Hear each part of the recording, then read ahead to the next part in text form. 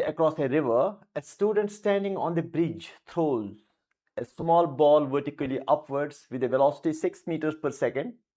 The ball strikes the water surface after 5 seconds. What is the height of the bridge above the water surface? ये हमारा question है जी. You can take as 10 metre per second. आप एक bridge पर हो, जो bridge के नीचे दरिया है, water flows underneath the bridge. तो आपने वर्टिकल एक ऑब्जेक्ट को वर्टिकली ऊपर के ओर थ्रो किया with a velocity 6 meters per second. And after 5 seconds, you heard the sound. It strikes the water beneath you. आपके नीचे जो वाटर है. तो बताइए ये जो ब्रिज है कितने हाइट्स पर है फ्रॉम द रिवर. मैं फिगर भी दिखाता हूं. ये क्वेश्चन फिगर भी दिखाता हूं मैं आपको.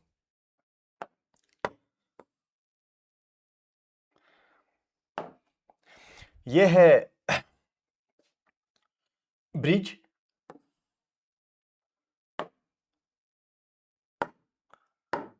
ये है bridge. This the water flowing. ये वाटर यहां पर है और ब्रिज पर a person is here, a boy is here. He throws an object upwards with 6 meter per second velocity. Right? The object goes up and falls down and strikes the water after 5 seconds. Right? It takes total time of 5 seconds. तो हमें देखना है कि ये height क्या है. What is height of the bridge above the water surface? ये हमारा क्वेश्चन. ठीक, तो हम करते हैं इस क्वेश्चन को एक इक्वेशन में हम इसको कर देंगे. चलिए मुझे बताइए, it is the initial position of the object is the final position. तो ये हो गया वर्टिकल डिस्प्लेसमेंट. एच हो गया vertical displacement from initial position to the final position. क्योंकि डिस्प्लेसमेंट मेजर किया जाता है from initial to final position. And you don't have to consider this. ये कंसीडर नहीं करना है.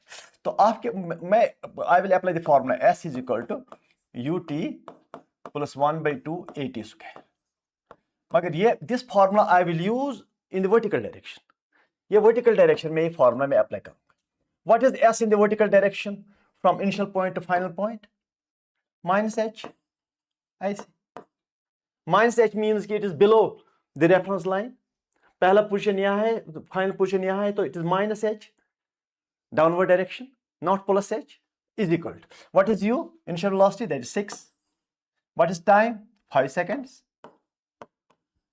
Plus 1/2. What is a? That is minus g. That is 10 minus 10 because downward direction. T square, that is 5 square. एक ही equation में हो गए. कुछ student सोचते हैं कि नहीं यहां क्या हुआ, यहां क्या हुआ. भाई देखो फॉर्मूला आपके पास है. This is a formula for displacement. This is a formula for displacement. अच्छा, अब जरा देखिए, minus H is equal to it is 30 minus 2 5 10. It is minus 5 5 25 125.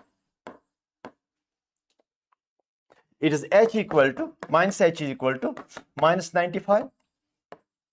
h is equal to 95. देखो कैसे माइनस और माइनस कैंसिल हुआ. 95 h का answer आ गया. Metres answer. देखते हैं आंसर क्या है. 95. This is the answer. किसने किया था? Has anybody done it? No, nobody has done it. Now see how a question, maybe a good question has been done in a single equation. किस तरह हमने इसको सिंगल इक्वेशन में कर दिया.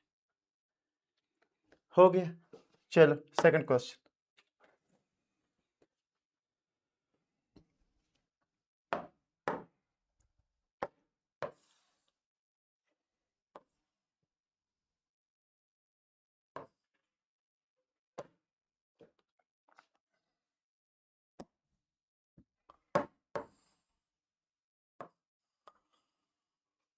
A nucleus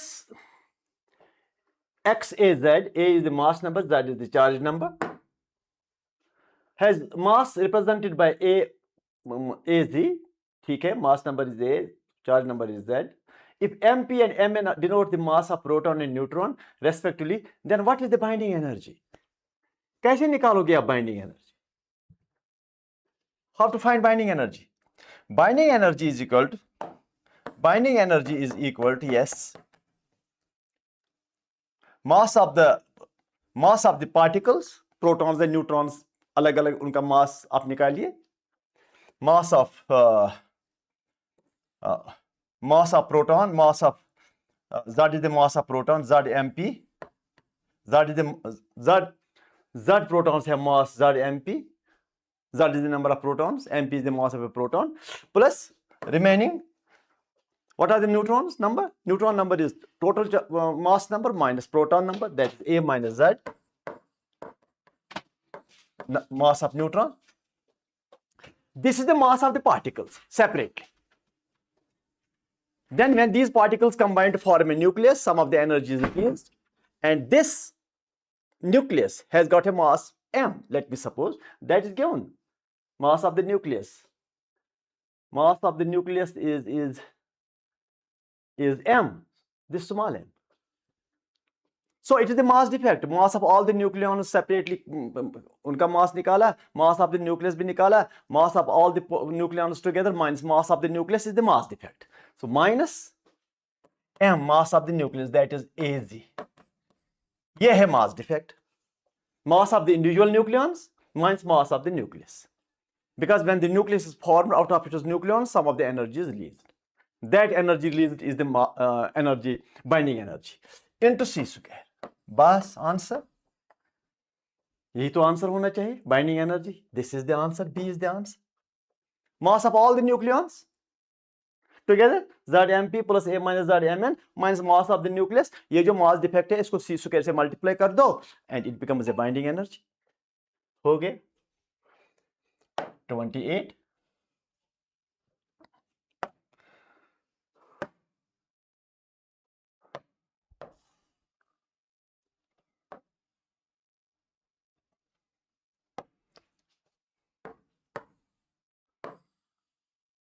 ये है क्वेश्चन, जरा पढ़िए question. An infinite plane sheet of charge having surface charge density sigma is placed in the xy plane. An infinitely long line charge of linear charge density lambda c is located at z is equal to 4 and is parallel to y-axis. If sigma is equal to root 3 lambda c, then at a point 0, 0, 2, the ratio of magnitudes of electric field due to the sheet to that due to the line charge is. मैं समझाऊंगा और question आप खुद ही करो. मैं पहले समझाऊंगा आपको, मैं समझाना चाहूंगा. देखिए क्वेश्चन क्या कैसे करना है. ये एक प्लेन है, it is x, it is y, it is z, right. तो इस XY प्लेन में एक प्लेट है, ये इस पर एक प्लेट है जिसका चार्ज है plus sigma.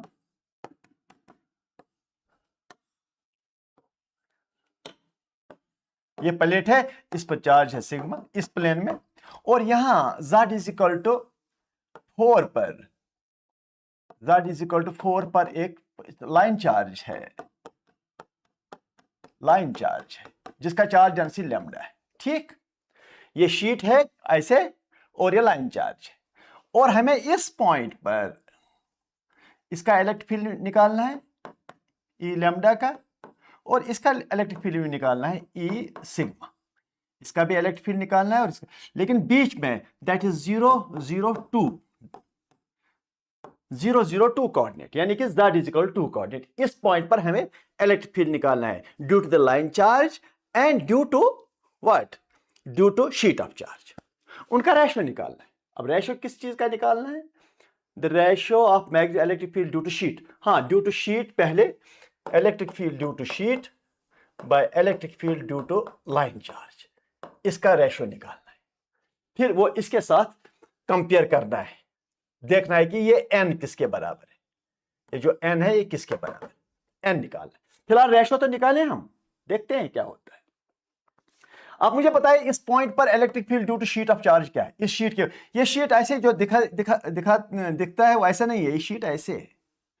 Sheet is like this, line is like this, line is parallel to this sheet, इस शीट को पैरेलल है.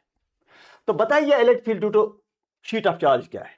इस पॉइंट 2 पर वो तो है सिग्मा बाय 2 एप्सिलॉन 0, वो कांस्टेंट होता है, वो आर पर डिपेंड नहीं करता है। That is what you know. Divided by what is electric field to the line charge, lambda. अगर आपको याद होगा that is lambda by 2 pi epsilon 0 R, distance, ये वाला डिस्टेंस, दैट इज 2। ऐसे 2। अच्छा, क्योंकि ये यहां से यहां तक जो है वो 4 है और बीच में हमें निकालना है electric field due to line charge, electric field due to sheet of charge. अच्छा, ये हो गया। तो एप्सिलॉन 0 खत्म हुआ, 2 खत्म हुआ, तो मुझे मिला क्या, सिग्मा ऊपर, 2 पाई भी ऊपर, ये वाला 2 पाई ऊपर, और नीचे सिर्फ लैम्डा। अब इस सिग्मा और लैम्डा में रिलेशन है। क्या रिलेशन है? Sigma is equal to √3 lambda. ये सिग्मा जो है इट इज √3 लैम्डा दिया है, ऐसे देखो, ऐसे देखो, √3 लैम्डा। अच्छा, into 2 pi divide by lambda, तो लैम्डा खत्म हुआ, इट इज √3 2 पाई।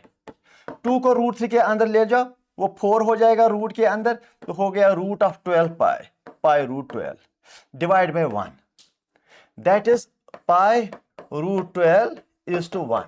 अब कंपेयर करो किसके साथ, जो इसने दिया है वहां से, कह रहा है कि pi √n, pi √n is to 1। इसका आंसर है, क्या है इसका answer, pi √n is to 1। हमें देखना है कि n किसके बराबर है, खुद सोचो n किसके बराबर हुआ। आप what is the answer if somebody has got the answer? Has somebody got the answer?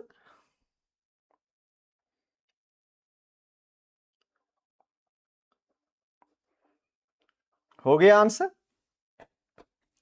Answer is 12, √n यहां, √12 यहां, n इज इक्वल टू 12।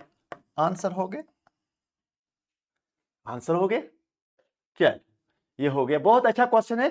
पहली बार अगर एक क्वेश्चन आप देखोगे वहां पर तो आपको लगेगा मुश्किल क्वेश्चन है, लेकिन अगर प्रैक्टिस ज्यादा आप करोगे तो यही क्वेश्चन आपको बहुत इजी लगेगा। चलिए, ओके, हो गया ये भी। Question number 29।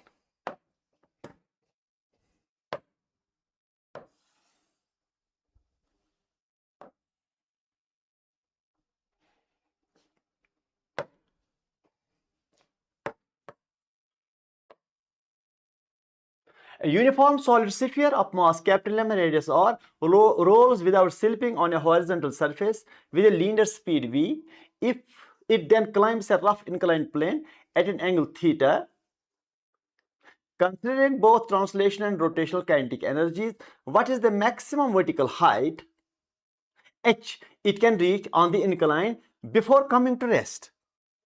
एक बॉडी रोल कर रहा है और एक इंक्लाइन पर चढ़ रहा है, रोल करते करते करते करते मूव करते करते कितना ऊपर चला जाएगा, कितना हाइट अचीव करेगा before it stops all together. क्या किया जाए? तो देखिए क्या करते हैं, हैव अ लुक। ये है प्लेन और ये है इंक्लाइन, और यहां से एक rolling body of mass moves with velocity v, but it rolls also and climbs and let me suppose it stops here at a height of h। हमें देखना है ये h कितना है, बस ये हमारा question. A body rolls and moves, it has both translational motion and rolling motion, rotational motion, it goes and climbs up the incline। Obviously theta angle का इंक्लाइन है, लेकिन हमें देखना है किस हाइट पर जाकर के ये स्टॉप होगा, जहां वेलोसिटी भी 0 होगा, जहां ओमेगा भी 0 होगा, क्योंकि रोल जब होगा तो दोनों 0 होनी चाहिए, क्योंकि रोलिंग में इक्वेशन है v is equal to R omega. अगर v 0 हो गया तो ओमेगा को भी 0 होना पड़ेगा। Can you solve this question? कोशिश कीजिए आप, let you try it out, थोड़ा सा कोशिश कीजिए इस पर।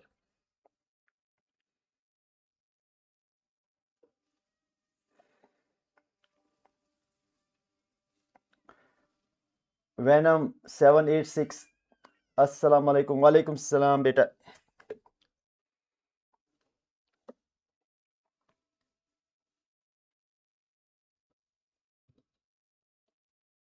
चलो मैं हिंट देता हूं, I will give you the hint. यहां पर जो एनर्जी होगा टोटल एनर्जी, वही यहां पर भी टोटल एनर्जी होना चाहिए, because total energy should remain constant when a body goes up the incline, because it goes up the incline only under gravitational force. So gravitational force है conservative force.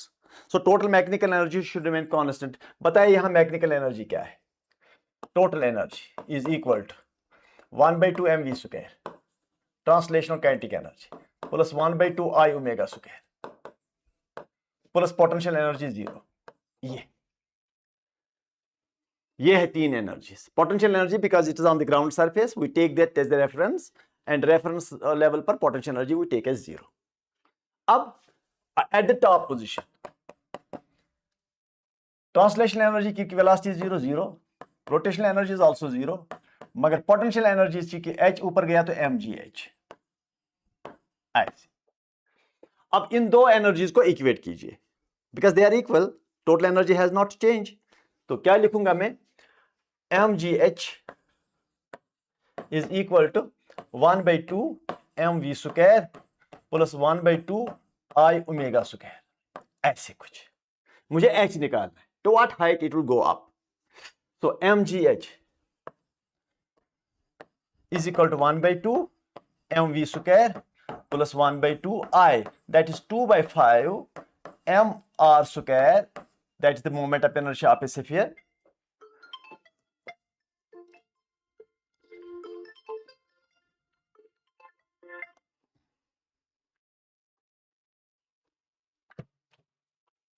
One, 2 by 5 mr square, omega square is equal to v square by r square,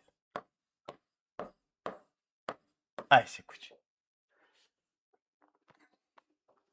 ये खत्म हुआ, r square भी खत्म हुआ, क्योंकि omega is equal to v by r। यहां देखो omega is equal to v by r, in rolling it is the relationship.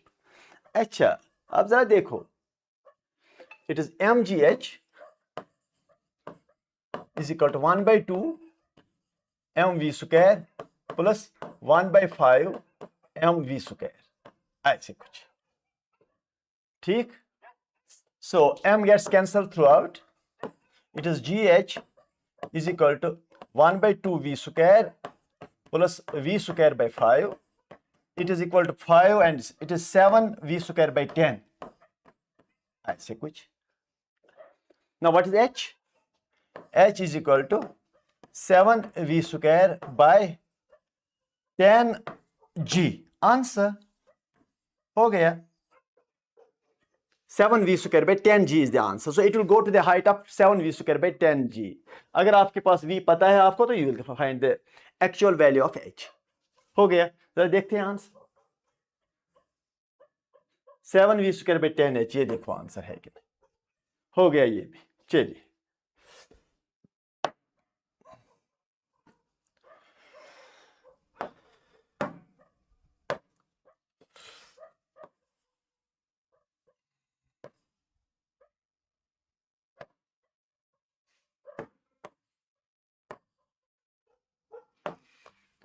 In Young's double slit experiment, two statements are given.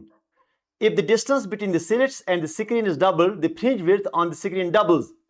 देखते हैं, हो सकता है डबल ही होता हो।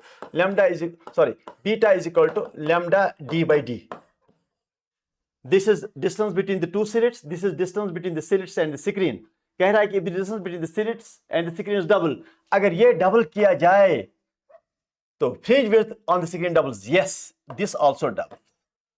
अगर ये डबल होगा तो ये भी डबल होगा, 2 times, ये correct statement. If the wavelength of monochromatic light used is halved, the fringe width on the screen also halved.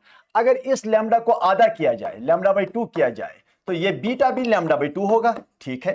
So first statement is correct, second statement is correct. Which one is the correct answer? Both statement 1 and statement 2 are correct, obviously. You know the beta equation. Beta is fringe width is equal to lambda capital D by small d. You know what is capital D, you know what is small d. किस में क्या change होगा तो आपको पता चलेगा किस में, अगर D में चेंज होगा तो बीटा में चेंज होगा, अगर D इंक्रीज 2 times तो beta will increase in 2 times. हो गया ये क्वेश्चन भी। Both statements are correct. अब ये क्वेश्चन आपको खुद करना पड़ेगा, ये क्वेश्चन आप खुद करना पड़ेगा आपको। मैं इसका हिंट, इनको इसका मैं हिंट देता हूं, आप खुद कीजिए ये question.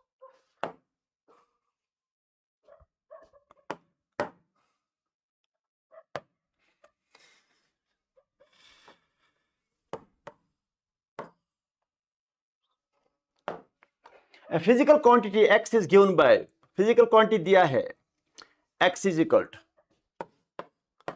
F square T5 divide by M cube L, ये दिया है। F is force, T is time, M is mass, L is length. Okay. If the dimensions are expressed as, अगर इसके dimensions हम express करेंगे M raised to A, L raised to B, T raised to power C, अगर इसको इसमें convert किया जाए तो what is the value of A plus B plus C, फिर A plus B plus C किसके बराबर, ये निकाल, जरा कोशिश कीजिए, शाबाश, ट्राई योरसेल्फ। अच्छा हिंट देता हूं मैं, चलो मैं हिंट देता हूं, एक स्टेप करके देता हूं। X is equal to, F को दे दो dimensions M L T minus 2, उसका स्क्वायर कर दो, टी का कर दो 5, एम का कर दो क्यूब, एल तो ऐसे, ये मैंने एक स्टेप करके दिया। अब दूसरा स्टेप करो, एम का पावर एल का पावर टी का पावर निकालकर इसमें कन्वर्ट कर दो, शाबाश। Yes, anybody there who can give me the answer, कीजिए, शाबाश। मैंने डायमेंशन में कर लिखा इसको, चलो दूसरा स्टेप करके देते। Is equal to M raised to L raised to T raised minus 4, multiply होगा ना, T raised power 5 by M raised power 3 L. अब करो, अब करो, शाबाश, अब कीजिए। x is equal to, yes it is M raise to, नीचे M raise 3 M raise to minus 1, L raise 2 ऊपर नीचे एल तो हो गया L raise to 1, T raise power minus 4 T raise power 5 हो गया टी रेस पावर 1। अब कर दो M raise power A L raise power B T raise power C. अब बताइए ए बी और सी किसके बराबर है, ए हो गया -1, बी हो गया 1, सी हो गया 1, तो बताइए ए प्लस बी प्लस सी किसके बराबर लिखोगे, जरा करो, शाबाश, करो इसको।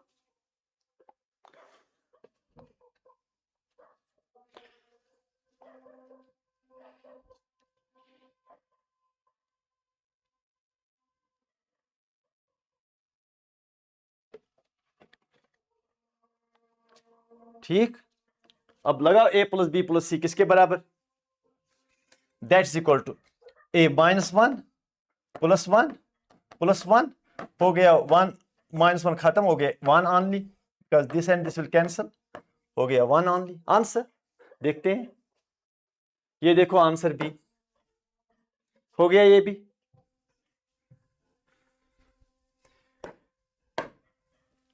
अच्छा।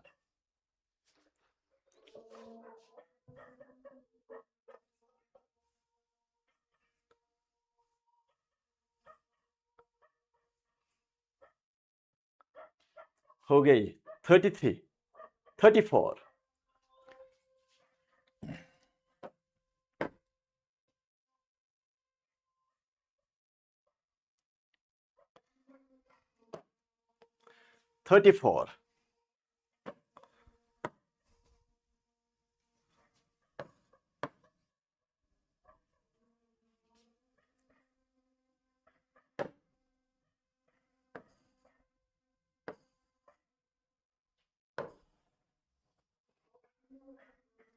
$34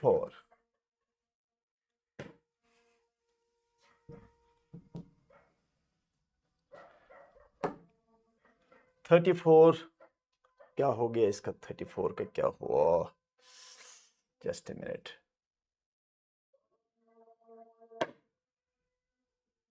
34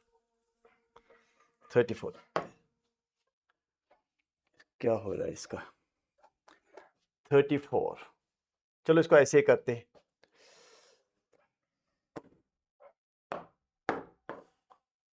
34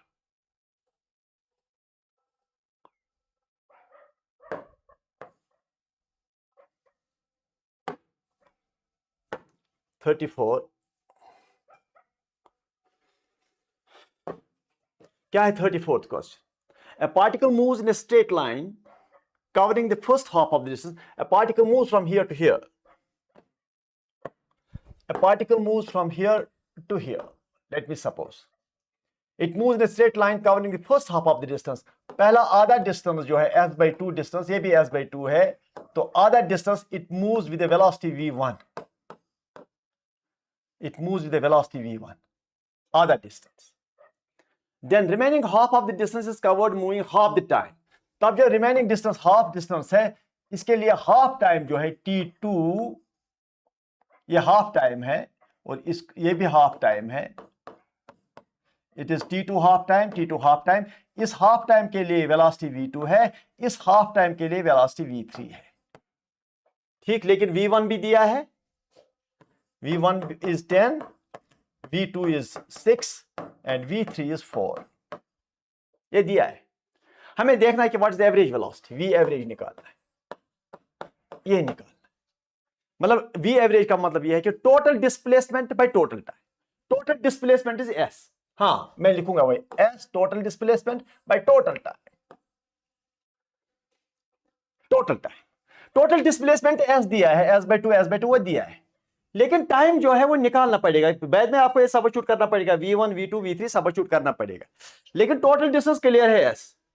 अब यहां कितना टाइम लगा, ये टाइम बताइए मुझे.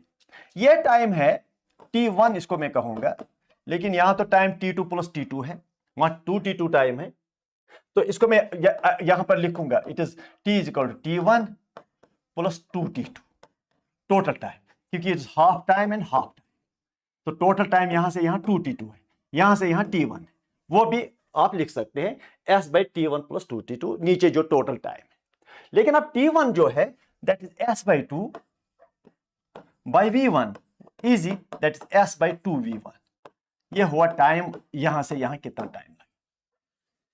अब आगे जो है वो तो पूरा डिस्टेंस s/2 है, लेकिन t2 के लिए कितना डिस्टेंस होगा, इसका आधा नहीं, वो पता नहीं है आपको. शायद s1 होगा ये, या s2 होगा. ताकि आप लिख सकते हैं s/2 is equal to s1 plus s2, वो आप लिख सकते हैं. लेकिन what is t2? t2 is equal to, yes, that is s1 by v2. ये वाला s1 by v2. What is t3? ना t2 अगेन, ये दूसरा t2 किसके बराबर है? That is also s2 by v3. ये जो वाला t2 है, time distance covered by v2, ये वाला t2 जो है that is s2 by v3, s2 by v3. मगर s1 plus s2 is s/2, सो मैं लिखूंगा s/2 इज इक्वल टू, ये s1 किसके बराबर है, that is t2 v2 plus ये t2 किसके बराबर है, दैट इज यहां से s2 निकलेगा, दैट इज t2 v3. ऐसे कुछ. ठीक, अच्छा चलो ठीक है. फिलहाल मैं t2 निकालता. Time in the second phase, t2 common v2 plus v3 is equal to s/2. 2 को यहां लाओ, that is 2t2 is equal to s by v2 plus v3. अब ये 2 टाइम्स t2 है, ये टाइम, यहां से यहां जो टाइम है. अब मैं v एवरेज निकालूंगा. तो क्या है v average? v average is equal to, yes, v average is equal to that is total s by total t, that is t1 plus 2t2. अभी हमने पहले ही लिखा है. ये देखो t1 प्लस 2t2, ये t1 यहां से यहां, लेकिन ये t2 प्लस t2 2t2. अच्छा, तो ठीक है. अब v average that is s divide by what is t1, what is t1, what is t1, what is t1, what is t1, what is t1, what is t1, s/2v1, s/2v1 plus what is 2t2, s/v2 plus v3. ऐसे कुछ. अगर आप चाहोगे मैं एक short method भी देता हूं, लेकिन पहले एक्सप्लेन करना पड़ेगा. अच्छा, अब जरा देखो, Have a look. V average is equal to S cancels. It is 1 by 2V1 plus 1 by V2 plus V3. अब 1 by what is 2V1? What is V1? क्या है क्वेश्चन में V1? 10, V2 is 6, V3 is 4, V1 is 10, V2 is 6, V1 is 10 plus 1 by 6 plus 4. अच्छा, अब जरा देखिए, V average is equal to 1 by 20, ये वाला 1 by 20 प्लस 1 by 10, ये होगा 1 by 20 LCM, 1 plus 2, 20 ऊपर जाएगा, it is 20 by 3, it is 6.67 answer. 6.67 answer should be 6.67 metre per second. Question मैं आपको फिर से बताता हूं, देखो फिर से एक बार मैं आपको समझाता हूं क्वेश्चन क्या था. बहुत इजी क्वेश्चन है, बहुत ही इजी क्वेश्चन है, लेकिन सोचना पड़ेगा और कंसंट्रेट थोड़ा सा करना पड़ेगा. ये पार्टिकल जाता है यहां से यहां तक, डिस्टेंस s, आधा डिस्टेंस से करता है v1 वेलोसिटी से s/2, और आधा डिस्टेंस जो है s/2 जो है, लेकिन उसमें इसने वेलोसिटी नहीं दिया. इसलिए क्या आधा टाइम के लिए s1 के लिए वेलोसिटी v2 और दूसरे आधे टाइम के लिए वेलोसिटी v3 s2 के लिए. लेकिन यहां का टाइम जो है t2 वो इस टाइम के बराबर है, वो टाइम को डिवाइड किया है.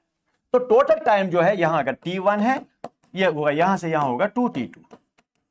ठीक, तो आपका मिलेगा total average velocity, total distance by total time, that's t1 plus 2t2.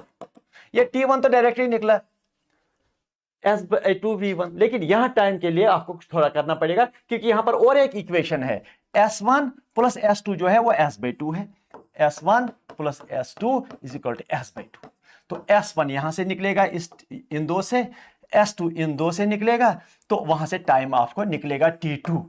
तो फिर आप यहां सब्स्टिट्यूट करोगे आंसर. ठीक, आपने किया था कुछ? हाँ बिल्कुल बिल्कुल, तनवीर ने किया था, तौसीफ मीर ने किया था. हाँ चलो, वन मोर क्वेश्चन. ये है question,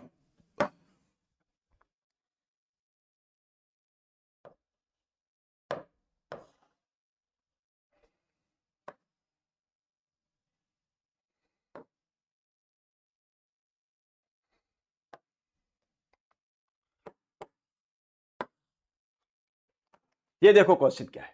if minimum deviation is 30, delta 30, the speed of light in the prism, यहां हमें स्पीड ऑफ लाइट निकालना है, v निकालना है यहां, बस दैट इज ऑल. प्रिज्म में कितना वेलोसिटी ऑफ लाइट है, बस आपको पता है प्रिज्म में वेलोसिटी ऑफ लाइट क्या होना चाहिए, velocity of light in vacuum divide by इसका रिफ्रैक्टिव इंडेक्स. मतलब हमें इसका रिफ्रैक्टिव इंडेक्स निकालना है, तो will be done. We have to find the refractive index of light of the glass of the prism from the given conditions. Minimum deviation दिया है और angle of the prism भी दिया है 60. A भी दिया है, angle of the prism भी दिया है 60. बस हो जाएगा. कोशिश कर लो, थोड़ा सा कोशिश कर लो, देखो फिर अच्छा लगेगा जब मैं आपको एक लाइन में कर दूंगा ये क्वेश्चन. आपको लगेगा हाँ देखो मैंने क्या किया, लेकिन कैसे हो गया क्वेश्चन, आप यू फील डिलाइटेड. करो कोशिश, शाबाश, कोशिश करो. यस यस यस, तौसीफ करो कोशिश. आप भी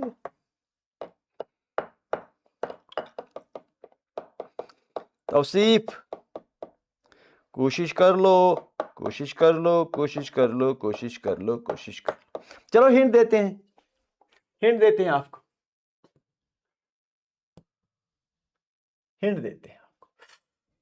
mu equal to sine of A plus delta m by 2 divide by a/2. Formula, formula भी दिया मैंने. What is the prism formula? Sine of a plus delta m by 2 divide by a/2. By a is the angle of the prism and delta m is the minimum deviation angle. अब करो,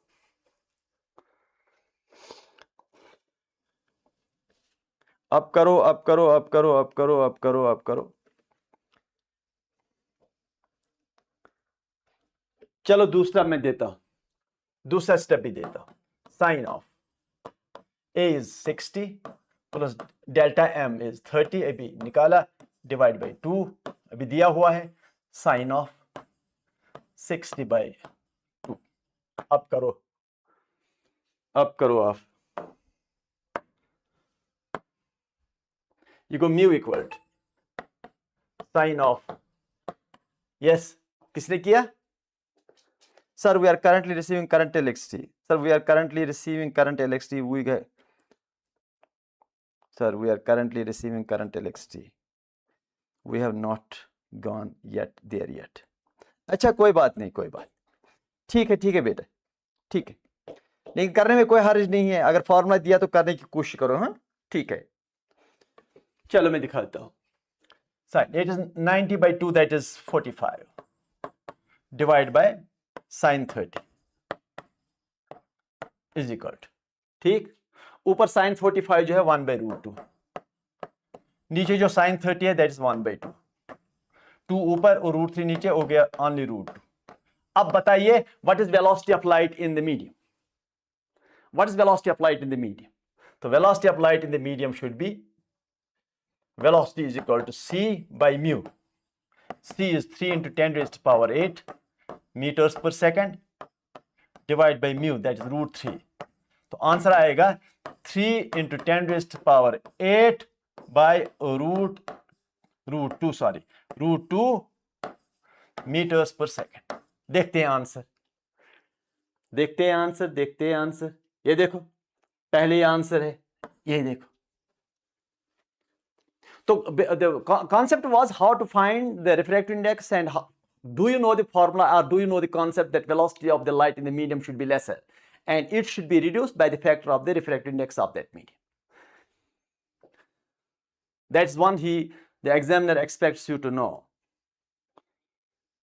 ठीक, चलो okay. Question number 36। Question number 36 ऐसे देखो, ये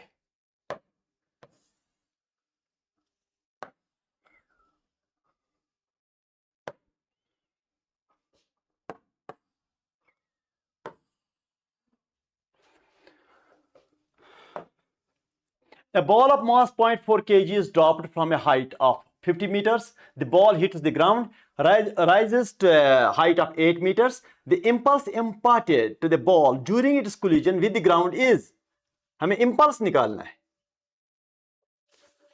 What is the impulse? Impulse, you know, that is change in momentum, and that is equal to P2 minus P1. ये है impulse. How much is the change in momentum of a body, of a ball, when it hits the ground? It hits with some momentum, reflects back with a different momentum, so you have to find change in momentum. बस that is all. देखो मैं कैसे करता हूं, किस height से जाता पहले आता है, 50 मीटर से पहले फॉल होता है, फिर 8 मीटर ऊपर चला जाता है। तो देख लीजिए हम कैसे करते हैं, have a look. It's a body here, it falls to the ground 50 meters। चलो हम कहेंगे H1, it falls from H1। When it reflects, hits and reflects back, it goes not to the H1, it goes to the H2।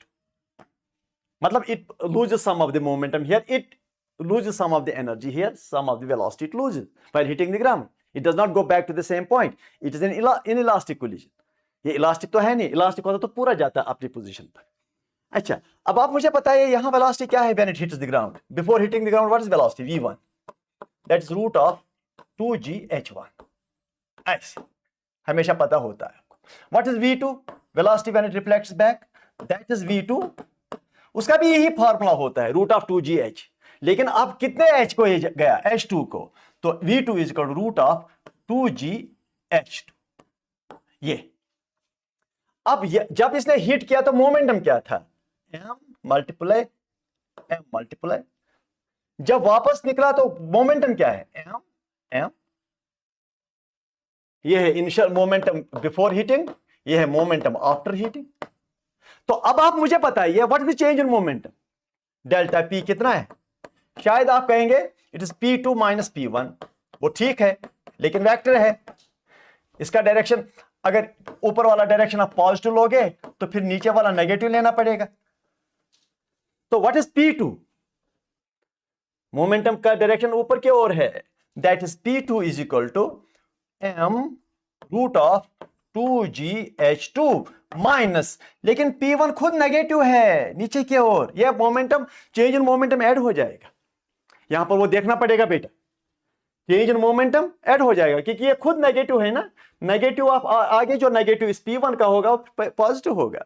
तो minus what is P1, that is m minus m root of 2gh2। ये याद रखना है, when body falls from rest and hits the ground, the velocity is root of 2gh1, 2gh. When the body reflects and again stops, ये velocity is again root of 2gh2। इसका reverse ये same formula use होता है। अच्छा चलिए ठीक है, अब चेंज इन मोमेंटम, m वही रूट 2g कॉमन निकालिए, अंदर root of h2 plus sorry h1 root of, नहीं ये h2 है, h2 है, P2 है ना, ये h1 तो प्लस रूट ऑफ h1, ऐसे कुछ। तो m आपको पता है 0.4, root of it is 2 into 9.8, it is root of ये 50 है, नहीं ये 8 है, ऊपर जब जा रहा है, प्लस ये पहले फॉल हुआ 50 से। आंसर निकालो, आंसर ये 50 से फॉल हुआ था और ऊपर जाने के वक्त ये 8 मीटर ऊपर गया था। तो आप इसका आंसर है, लेकिन अब आपको आंसर निकालना पड़ेगा, मैं आपको आंसर देता हूं। अगर किसी ने आंसर निकाला तो बहुत अच्छी बात होगी। कौन सा क्वेश्चन है ये?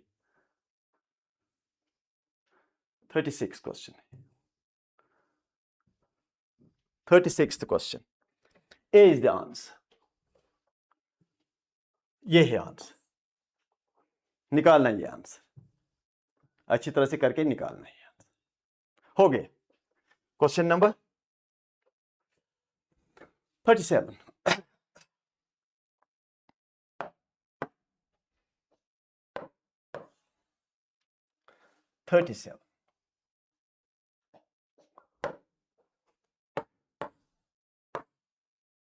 Two blocks of M1 and M2 are connected by a light inextensible string or a frictionless pulley. M1 on a smooth horizontal table, M2 hangs vertically. If the acceleration of the system is A, the tension in the string is T. Find the acceleration and tension given. M1 दिया है जो table पर है, M2 भी दिया है जो hang कर रहा है 3 kg, G लेना है 10। ये हमारा क्वेश्चन है। तो मैं आपको बताऊंगा, इसका फिगर बनाकर देता हूं पहले। ये है हॉरिजॉन्टल सरफेस और यहां पुली है, ये मास है और ये मास M1 है और ये हैंगिंग मास जो है ये M2 है। ठीक, अच्छा M1 कितना है? M1 इज 5 kg, ये 5 kg है और ये M2 जो है ये 3 kg है। हमें tension is T here, tension pulls is T here, ये टेंशन और ये टेंशन। हमें देखना है कि एक्सेलरेशन कितना है, और एक्सेलरेशन दोनों का सेम होगा here and here because they are connected through a pulley which is fixed. ये पुली फिक्स्ड है तो इसलिए इस बॉडी का एक्सेलरेशन और इस बॉडी का एक्सेलरेशन सेम है। हमें क्या निकालना है? एक तो एक्सेलरेशन निकालना है, दूसरा ये टेंशन भी निकालना है। कोशिश कीजिए, मैं दिखाता हूं, कोशिश कीजिए मैं दिखाता हूं।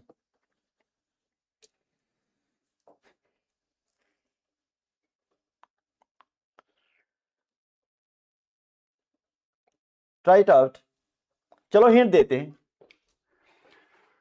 This body and this body move with the same acceleration. Therefore, they can be considered as a single system. If both the bodies are considered as a single system, that means only external force is responsible for the acceleration. अगर दोनों bodies को एक system माना जाए, जो हमें मानना चाहिए क्योंकि दोनों बॉडीज का एक्सेलरेशन सेम है, therefore we can take both the bodies as a system. और अगर both the bodies are taken as a system, then only external force is considered for that acceleration.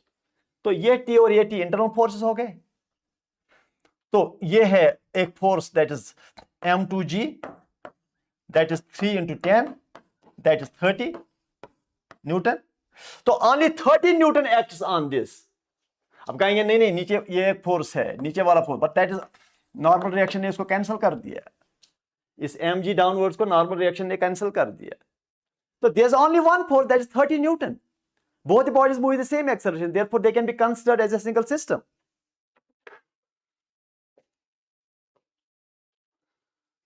They can be considered as a single system. तो मैं acceleration directly निकालता. Acceleration is equal to किसके बराबर? External force that is 30 by mass of the system that is 5 plus 3. 5 plus 3 that's 8 answer. ये हो गया acceleration metre पर second square. ये टेक्निकलिटी इसलिए है कि because the two bodies move the same acceleration and only external force is 30. इसलिए एक ही आप दूसरे भी कर, आप इसका इक्वेशन लिख सकते हैं, इक्वेशन लिख सकते हैं, उस पर भी निकाल सकते हो, वो भी ठीक चलेगा. लेकिन why not exploit this condition कि दो बॉडीज अगर सेम एक्सेलरेशन से है, सिर्फ एक्सटर्नल फोर्स ही काम करेगा एक्सेलरेशन करने के लिए, इंटरनल फोर्स टी और टी खत्म हो गया. अच्छा, अब बताना टेंशन किसके बराबर है. बताइए इस बॉडी पर लगाइए, क्योंकि इस बॉडी पर दो फोर्स है, इस बॉडी पर तो एक ही फोर्स है. बताइए टेंशन किसके बराबर है. Tension is equal to mass into acceleration m1a. What is m1? That is 5. What is a? That is 3.75. Multiply कर दो.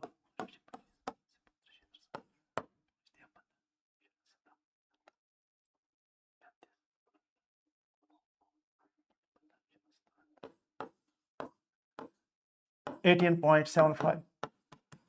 5 बचे 25, 5 से 5 17, 5 या 15 तक आधा. तो 18.75 क्या है आंसर? ये है answer, first answer.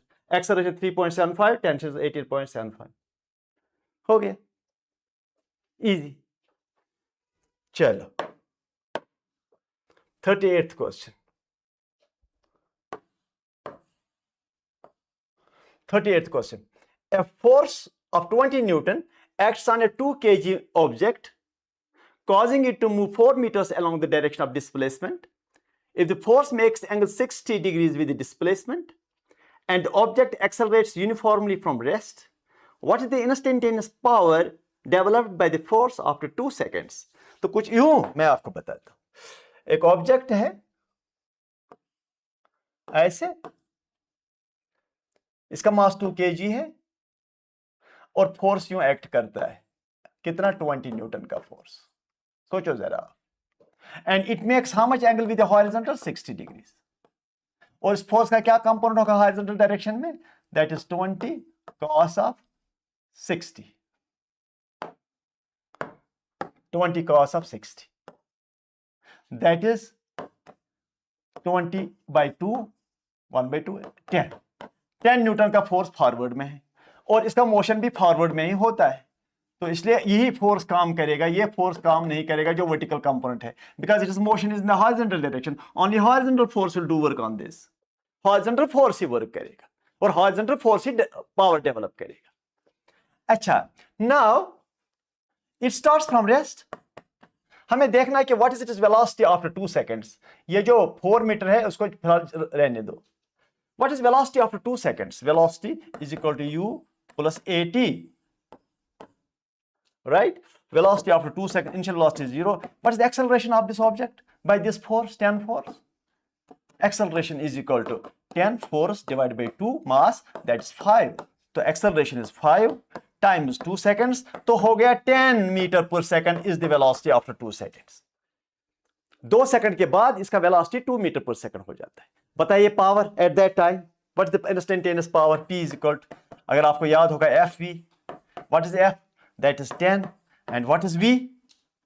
Velocity, that is again 10 and that is equal to 100 watt. Answer ये देखो आंसर. तो पहले इसके दो पीसेस कर दो, यू और यू. ये वाला वर्क करेगा नहीं, आगे वाला वर्क करेगा because motion is the forward direction. और how much force is the forward direction? That is 20 cos 60, that is 20 by 2, 10. तो हमें देखना है कि what is the velocity after 2 seconds now. Velocity after 2 seconds equal to initial velocity plus acceleration into time. Acceleration you can find by from force and the mass, that is 10 by 2, that is the phi is the acceleration, and you can find the velocity after 2 seconds. Velocity into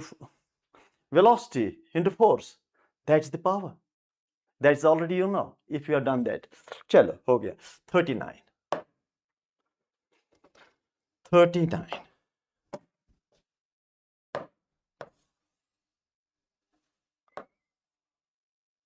39.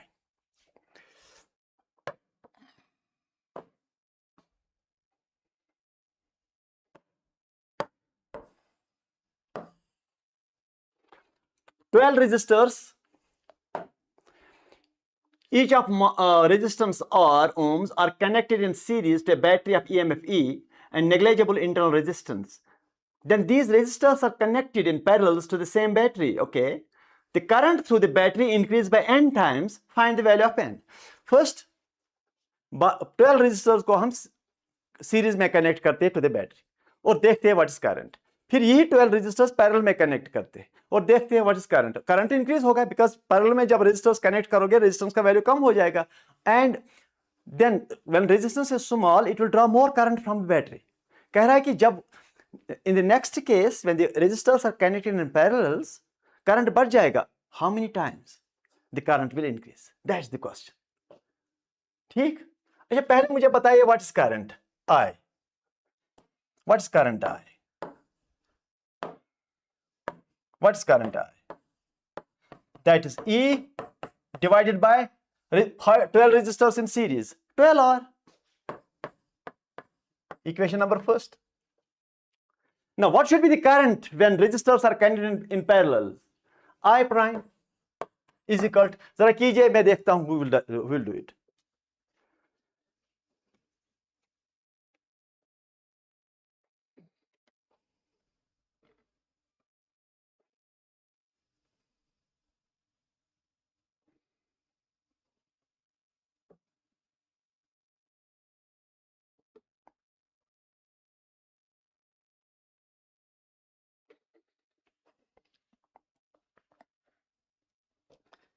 Physics lover.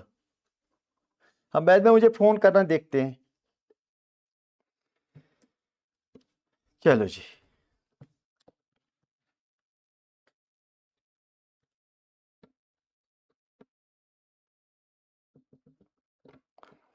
तो अब सिर्फ जरा करो ये. अब ये जो दूसरी बार हमने कनेक्ट किया रेजिस्टर्स को वो पैरेलल में किया है. 12 रेजिस्टर को हमने पैरेलल में कनेक्ट किया है. तो कितना होगा टोटल रेजिस्टेंस? R/12. अब बताइए करंट कितना ड्रा करेगा ये?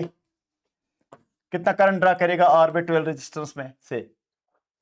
ठीक है. So that is E divided by R/12. ठीक. That is I prime is equal to E into 12 by R. अब ये I प्राइम R I से कितना ज्यादा है? ज्यादा तो है. देखो यहां 12 ऊपर वहां 12 नीचे. ज्यादा तो है लेकिन कितना ज्यादा है? तो उसके लिए आप करो ये technique I prime by I is equal to, तभी मिलेगा relation between I prime and I. So that will be E into 12 by R divided by E by 12R. ये E by R और E by R कैंसिल हुआ. Sorry E by R cancel हुआ. देखो मैंने क्या किया. तो 12 यहां मल्टीप्लाई होगा. तो I prime by I is equal to 144. 12 into 12, 144. So I prime is equal to 144 times I. Answer. So the current will increase 144 times. Current will increase 144 times, obviously, because you see in the former case, first case, the resistors are in series. So this is it becomes a heavy resistance and current drawn will be less. In the second case, current connected is now very, very small. The current drawn will be more. So obviously in the second case, current drawn will be much larger. So what is the answer? This is the answer. हो गया. चलो. ये है 40th question.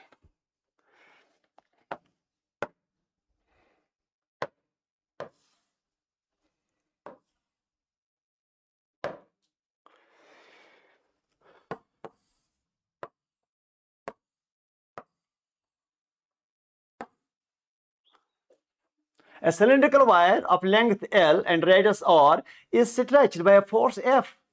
The wire has Young's modulus Y and Poisson ratio mu. If the increase in length of the wire is delta L and the decrease in lateral radius is delta R, which of the following expression correctly relates these quantities? पहला delta R by R mu delta L by L, Y is F L by pi R square delta L. B, ये कौन सा expression ठीक है? कौन सा expression ठीक है ये मुझे बताइए. तो ठीक है, मैं निकालता हूं एक्सप्रेशन. देखिए, चलो, ये रॉड है ऑफ लेंथ L और आपने फोर्स F अप्लाई किया यहां पर. इसका यंग्स मॉडुलस Y है. तो पहले Poisson ratio mu is equal to that is delta R by R, fractional change in the radius, cross sectional radius divided by fractional change in the length. ये है formula. Poisson ratio वो sigma से लिखते हैं, लेकिन इसे mu से लिखा है. The fractional change in the radius, cross sectional radius, जब इसको स्ट्रेच करेंगे थिन हो जाएगा ना, तो रेडियस कम हो जाएगा. So fractional change in the radius divide by fractional change in the length. Because जब ये स्ट्रेच करोगे रेडियस कम होगा, लेंथ बढ़ेगा. आप कंप्रेस करोगे, लेंथ कम होगा, रेडियस बढ़ेगा. इसीलिए ये नेगेटिव साइन है. एक बढ़ जाता है, दूसरा घट जाता है. तो इसका मतलब ये है कि एक तो ये रिलेशन है आपके पास. दूसरा F by A is equal to Y times delta L by L. तो कौन किस इक्वेशन में दिया है इसने? हाँ, इसने Y निकाला है. इसने पहले डेल्टा R by R. चलो डेल्टा R by R निकालते हैं पहले. Delta R by R is equal to minus mu delta L by R. ये ठीक है, ये पहले में ठीक है. देखते दूसरा देखते. Delta R by R minus transfer करो, mu times delta L by L. ठीक है, okay, that is good. Now what is Y? Y is equal to FL by A delta L. FL by A, what is A? Pi R square delta L. हो गया ये दूसरा. देखते हैं क्या है आंसर. पहला ही आंसर है. देखो, पहला भी इक्वेशन ये निकाला हमने, ये निकाला, ये निकाला, और फिर हमने ये निकाला, ये निकाला हमने, ये निकाला. ठीक हो गया क्वेश्चन. किसने किया था ये? किसने किया था? नहीं, कोई नहीं कर पाया.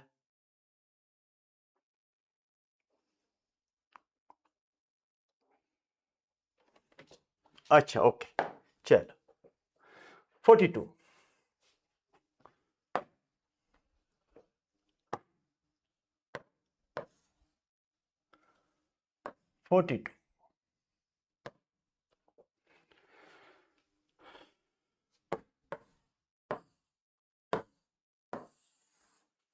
A metal rod of length 1 meter with a coefficient of linear expression alpha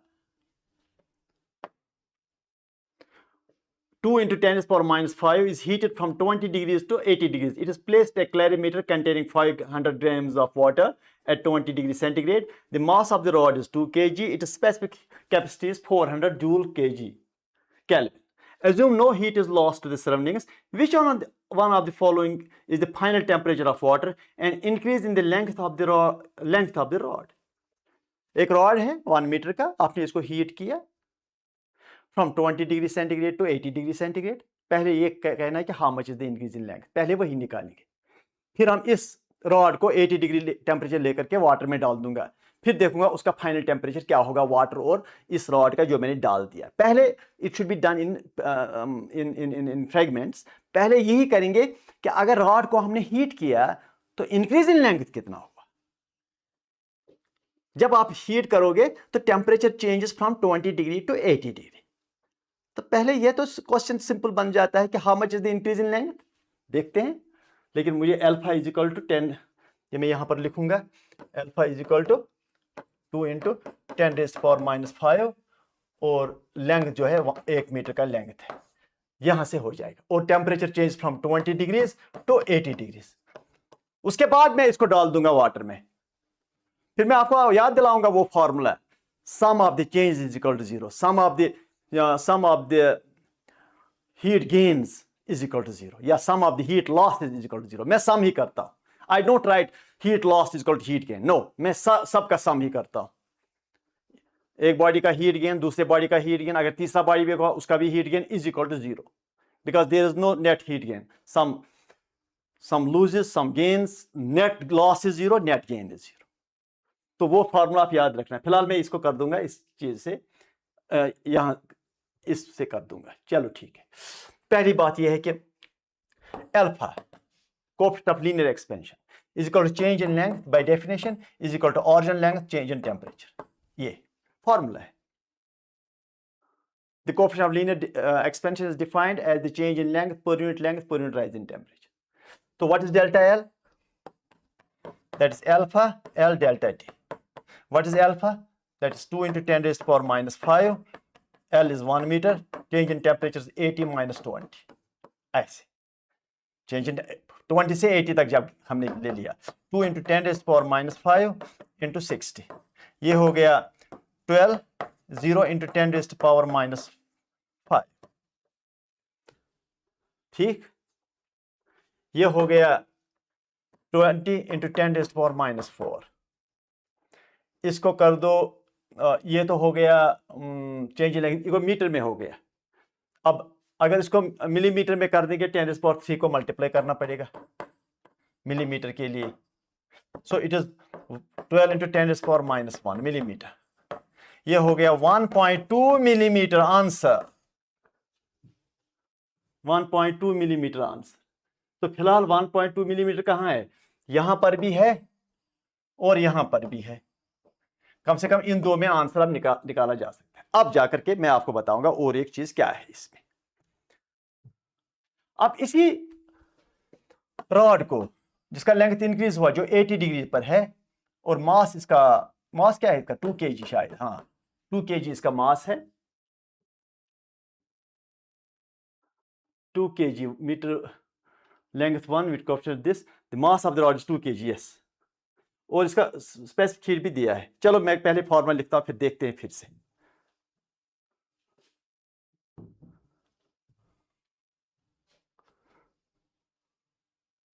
अच्छा, अब तो एक कैलोरीमीटर में डाल दिया जिसका टेम्परेचर शायद 20 डिग्री से है, 20 डिग्री सेंटीग्रेड। ठीक, ये ठीक है। अच्छा, अब heat lost by the rod plus heat lost by the water is equal to 0. Sum of the two heat gains is equal to 0. Sum of the heat loss is equal to 0. Heat gained by the rod plus heat gained by the water, उनका सम 0 कर दो। ऐसा नहीं कि एक ने heat loose किया दूसरे ने गेन किया, तब लेफ्ट साइड से भी कुछ होगा और राइट साइड से भी कुछ होगा। मैं लेफ्ट साइड को 0 बनाना चाहता हूं। तो what is the heat gain by the rod? That is M1 C1 delta T, that is final temperature minus this rod temperature. हो गया, it is heat gained by the rod. Why gained? Because final temperature is more, initial temperature मैंने कम रखा, मैंने TF minus 80 कर दिया। TF 80 से भी कम भी हो सकता है, लेकिन मैंने कर दिया TF minus 80. Plus, what is heat gained by the water? That is M2 C2 specific heat into TF, ये रॉड का है ना, हाँ रॉड का है, TF minus 20, क्योंकि वाटर का temperature 20 is the heat gain by water, energy gain by water, energy gain by rod, इनका दोनों का sum is equal to 0. It's the best equation that I use. हाँ, इसमें कोई गलती होने का चांस नहीं है, क्योंकि दोनों जगहों पर फाइनल और फाइनल लिया जाता है, दोनों जगहों पर माइनस इनिशियल और इनिशियल किया जाता है। इसमें गलती होने के चांस बिल्कुल ही नहीं है। अच्छा, अब जरा देखो,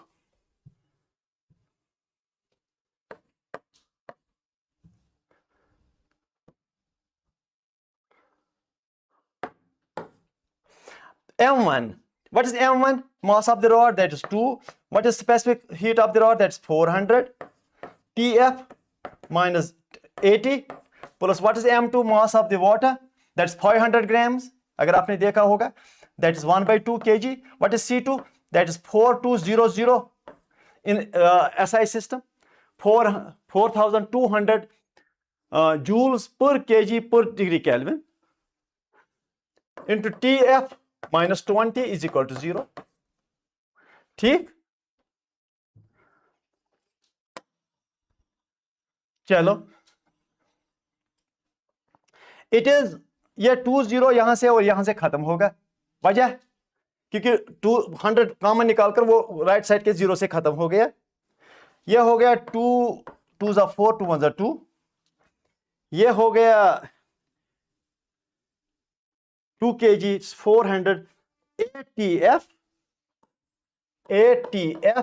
minus 800 8 8 ज़ा 64, it is 2 4 ज़ा 8 ATF minus 800 864 plus 21F TF minus 21 into 20 कितना हुआ?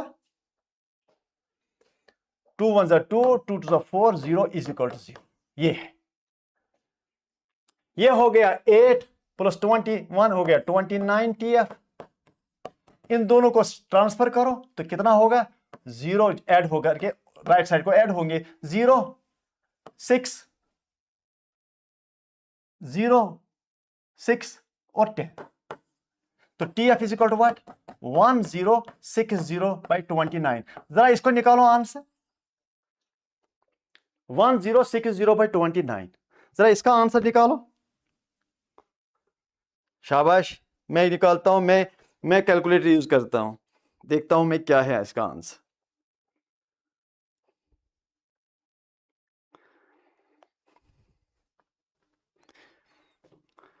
वन 1060 डिवाइड बाय 29, 36.55, 36.55, ये है आंसर, ये है आंसर, डिग्री सेंटीग्रेड में होगा आंसर। चलो मैं देखता हूं,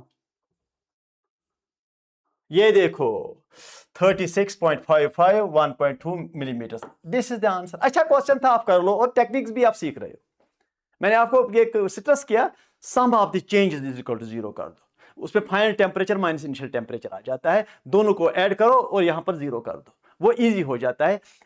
इसके बरक्स के one losses is equal to the other gains, आपको ये पता नहीं चलता है कि who losses and who gains.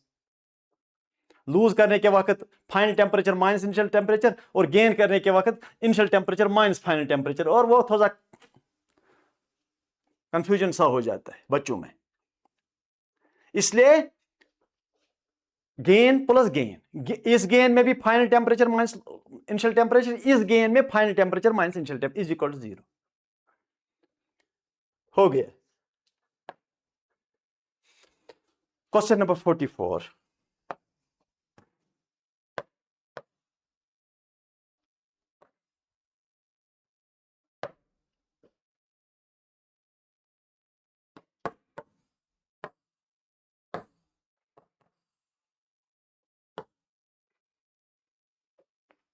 assertion A. In simple harmonic oscillator consisting of a mass attached to a spring, the total mechanical energy remains constant during oscillations, ठीक है, वो तो रहता ही है। The kinetic energy and potential energy continuously interchange with phase difference of 90. No, there is no phase difference between kinetic energy and potential energy as 90. अगर phase difference होगा तो that will be 180 because they are opposite to each other. The angular frequency of the oscillator depends both on mass and spring and is given by, yes, it is true, which also determines time period. Yes, that is also correct. पहला गलत है, पहला गलत है और दूसरा ठीक है। A is false but R is true. This is true. दूसरा ठीक है, पहला गलत। Answer D is the answer.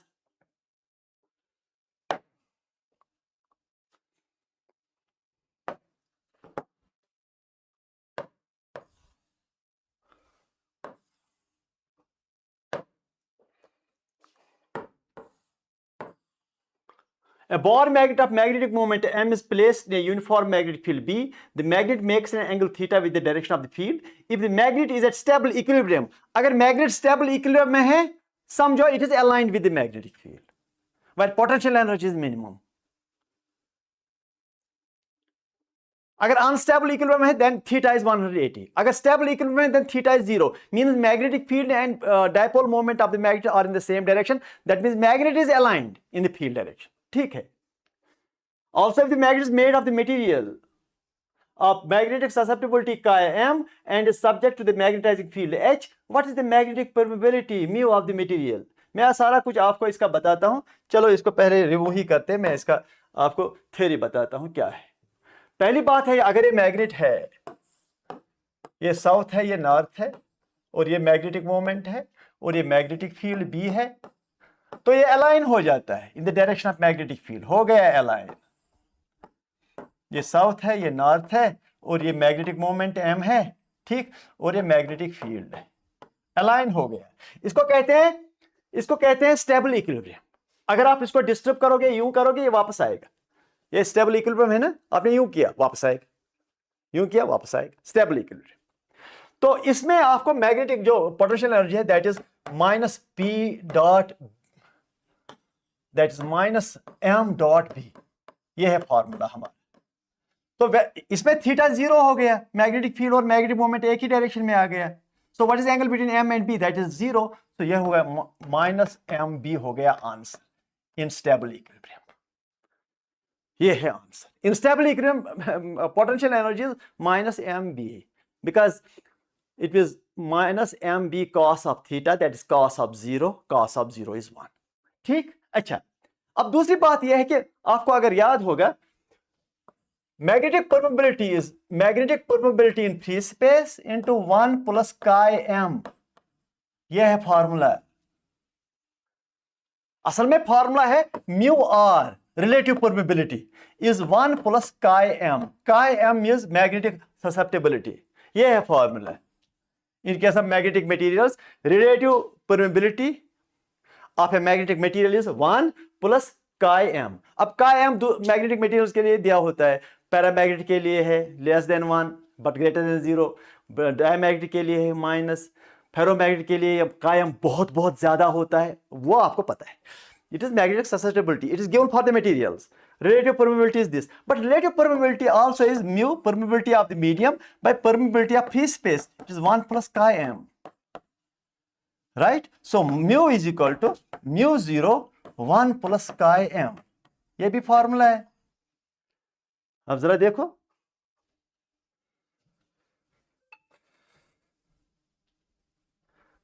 ये देखो आप. First, no, second is the answer. Second is the answer. Second is the answer. क्यों? मैं बताता हूं. Second is the answer. First, it is u equal to minus mb cos of theta. अगर stable equilibrium है तब जाकर cos theta 1 होगा तो mb. लेकिन दूसरा जो है mu equal to relative permeability of the medium is permeability of free space into 1 plus chi m. ये भी इक्वेशन ठीक है, ये भी इक्वेशन ठीक है. So second is the answer. B is the answer. ये हो गया. हमने पेपर खत्म कर दिया. पेपर हमने खत्म कर दिया. अच्छा, अब आपके क्वेश्चन अगर है यहां तो मैं दिखाता हूं. जैसे इसने तौसीफ में क्वेश्चन पूछा. क्या क्वेश्चन तौसीफ का है, जरा देखते हैं. इसका क्वेश्चन है an electric point charge q is equal to 6 microcoulomb is placed at the origin of xy coordinate axis. Calculate the electric potential due to the charge at 12 meters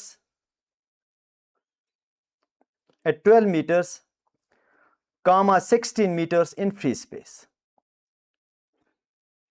An electric point charge q, this coulomb, is placed at the origin of xy coordinate system. Calculate the electric potential due to the charge at 12 meters comma 16 meters in free space. Tauseef, question फिर से लिखो. हाँ, अगर ये question है तो फिर कोई क्वेश्चन ही नहीं है. अगर ऑरिजिन पर चार्ज है, आप 16 मीटर दूर पर ये निकालना चाहते हो पोटेंशियल, तो वो उसका फॉर्मूला है 1/4 पाई q बाई r. 1/4 पे एप्सिलॉन 0 दे दो और q दे दो और r दे दो. लेकिन क्वेश्चन कुछ डिफरेंट होना चाहिए, क्योंकि अगर ऐसा क्वेश्चन होता तो आप कर लेते. क्वेश्चन कुछ डिफरेंट होना चाहिए, हैवी होना चाहिए. तो इसलिए आप फिर से ये क्वेश्चन देखकर मुझे बताओ.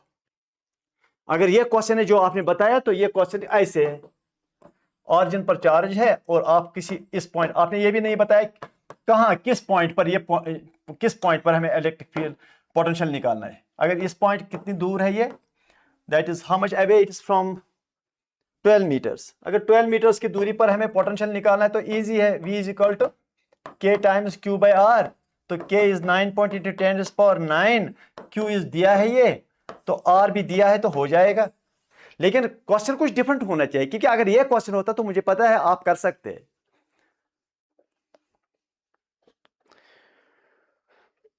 Electric point charge Q is equal to 6 microcoulomb, ठीक, is placed at the origin of an x coordinate system. Calculate electric potential due to charge at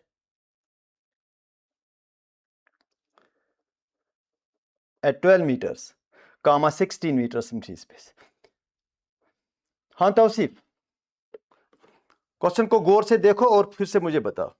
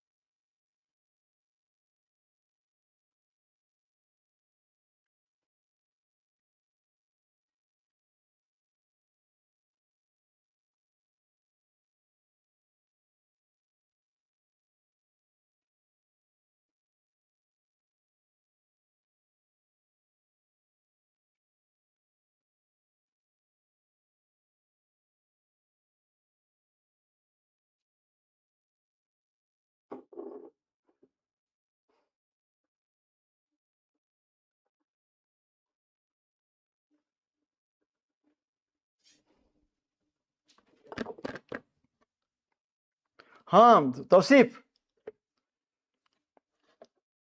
और एक बार देख लो इसको।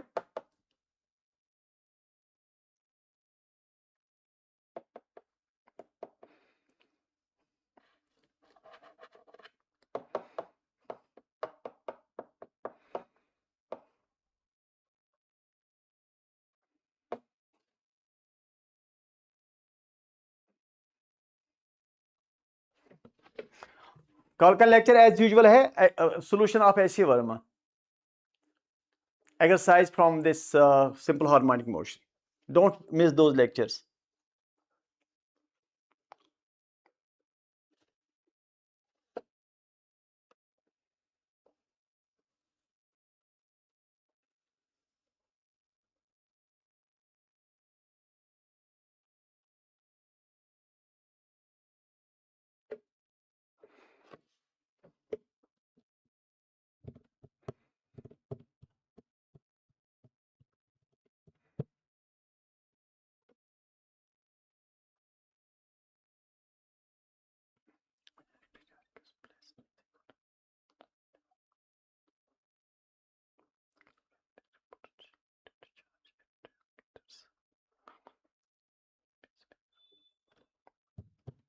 Yes.